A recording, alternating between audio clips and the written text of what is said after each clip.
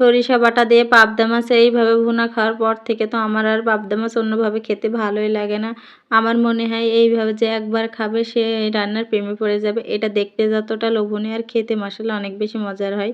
আসসালামু আলাইকুম এভরিওয়ান, সকলে কেমন আছেন? আশা করি সকলে ভালো আছেন। আলহামদুলিল্লাহ, আল্লাহর রহমত এবং আপনাদের দোয়া এবং ভালোবাসায় আমি অনেক ভালো আছি।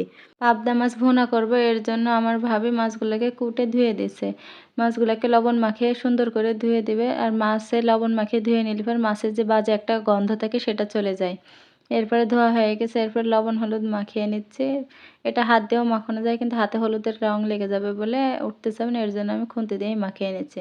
এরপর রান্নার জন্য একটা মশলা তৈরি করে নিচ্ছি। তার জন্য নিয়েছি কিছু পেঁয়াজ কুচি, কিছু রসুন কুচি, 1 টেবিল চামচ কালো আর সাদা সরিষা, আর নিয়েছি 1 টেবিল চামচ গোটা জিরা। আপনারা চাইলে এখানে জিরার গুঁড়াও ব্যবহার করতে পারেন। আর নিয়েছি কয়েকটা কাঁচামরিচ, আপনারা চাইলে এখানে মরিচের গুঁড়াও ব্যবহার করতে পারেন, কিন্তু কাঁচা মরিচ দিয়ে রান্না করলে তরকারির টেস্টটা বেশি ভালো পাবেন। মশলাটা করে নিয়ে কড়াইতে দিয়ে দিয়েছি, তারপরে দিয়ে দিয়েছি স্বাদ মতো লবণ, হলুদের গুঁড়া আর একটু ধনিয়ার গুঁড়া। দেওয়ার পর মশলাটাকে সুন্দর করে কষিয়ে নেব যতক্ষণ না পর্যন্ত মশলা থেকে কাঁচা গন্ধটা দূর হয়।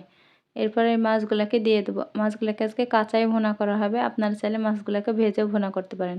আমার আম্মু সবসময় ভেজেই ভুনা করে, কিন্তু আমি ভাজতে গিয়ে খুব তেল ছিটকাচ্ছিল, এর জন্য আমি কাঁচাই কষিয়ে রান্না করব।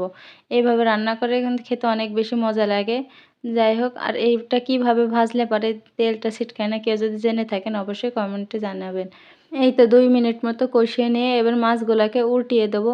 আর এটা মনে হয় সবথেকে কঠিন কাজ, যুদ্ধ করতে গেলেও এর থেকে কম কষ্ট হয়। এই মাছগুলোকে উল্টাতে গিয়ে আমার তো নাজেহাল অবস্থা। দেখুন কতটা সময় লেগেছে।